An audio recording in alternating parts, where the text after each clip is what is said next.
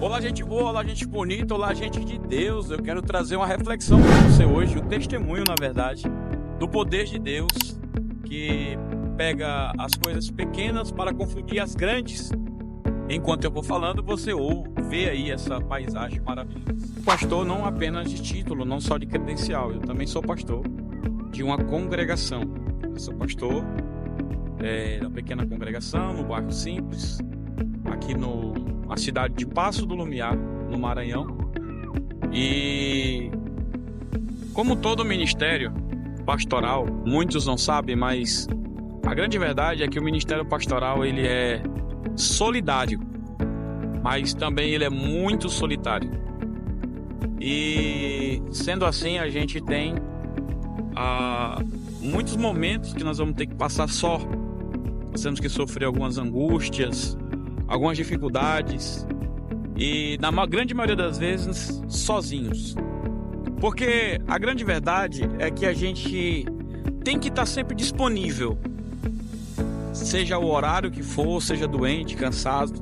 Nós como pastores, nós temos que estar disponível às ovelhas que precisam. Às vezes um comichão nos ouvidos, às vezes um pensamento contrário, às vezes a vontade de desistir, a vontade de parar, né?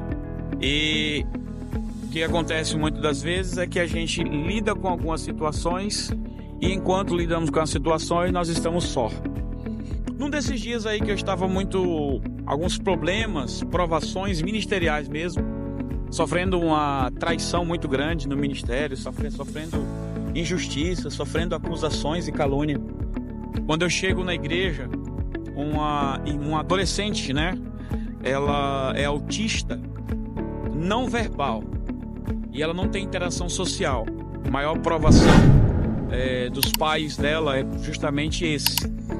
Já teve vezes ela chegar na igreja, a igreja está muito lotada e ela não querer entrar, porque quanto mais gente tem, mais ela ficava tímida, né?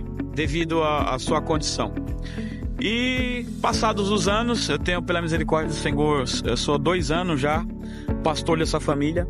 E passando os anos, ela foi melhorando, ela foi interagindo mais, ela foi falando mais, perdendo um pouco, né? Essa timidez que é característico do autista. E nesse dia que eu fui para a igreja, muito mal, muito ruim, eu fui muito aflito, muito agoniado. Foi nesse dia que eu chego lá e ela que é não verbal e não tem assim muita interação social, foi ela que Deus usou. Para assim que eu cheguei na igreja, ela correu até a mim, ela me deu a paz e me deu um abraço.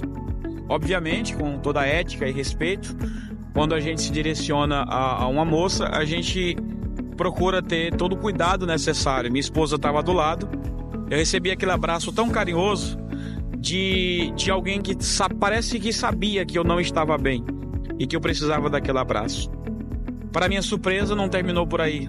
Na verdade, quando terminou o culto, ela me procurou para conversar. Ela que não é de falar, ela que tem dificuldades verbais, ela começou a falar.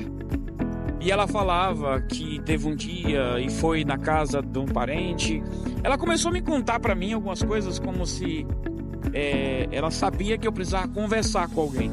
Ela precisava naquele dia falar e meio que mostrar que, apesar de algumas situações e circunstâncias, o ministério pastoral vale a pena, porque é solidário, mas é solitário, mas tem frutos que nós estamos plantando. E ela começou a me contar as situações, ela começou a me contar que ela viveu naquele dia, né? E enquanto ela ia falando comigo, o Espírito Santo ia falando no meu coração. Tá vendo aí?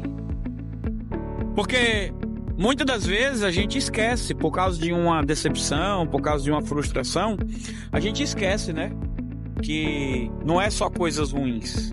Tem coisas boas também que acontecem, como por exemplo, esse caso dessa autista que foi usada por Deus para falar comigo, né? E que através da minha vida, em algum momento, ela foi tocada, ela foi impactada a ponto de confiar, a ponto de conversar, a ponto de até me dar um abraço que eu precisava. Que Deus usou essa autista, essa moça, para poder falar comigo, e o Espírito Santo ministrou meu coração. E às vezes, meu amigo pastor, meu companheiro, você que está nessa árdua missão, nesse árduo ministério, saiba que na grande maioria das vezes nós seremos incompreendidos, nós seremos incompreensíveis, nós seremos traídos, nós seremos jogados de lado. Mas não é por causa do Judas que traiu Jesus que ele abandonou os 11. Então observa os 11 que está à sua volta e deixa que aquele que trai, aquele que caluneia, aquele que difama, aquele que quer destruir seu ministério, se destrua só. Não perca seu tempo com aquele que está te traindo, com aquele que está desprezando o teu chamado e o teu ministério. Perca seu tempo, se dedique com aqueles 11 que estão com você. Olhe à sua volta, contemple as maravilhas de Deus, veja o que Deus fez até aqui, e não vai ser Porque às vezes nós investimos tanto em uma única pessoa, e é justamente a pessoa que mais nos faz ou mais nos decepciona. Essa é a grande verdade.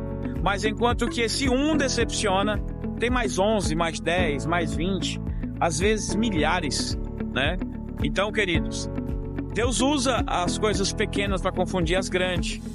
E eu quero deixar esse testemunho, talvez alguém precise ouvir e saber que... E guarde isso no seu coração, guarde isso na sua mente.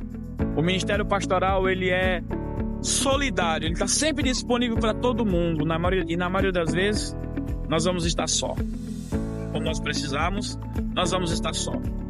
Mas não importa quem Deus vai usar, Ele vai usar alguém para dizer para você que você pode estar só de pessoas, mas Ele nunca nos deixa, nunca nos abandona. Queridos, Deus abençoe, até o próximo vídeo. Tchau.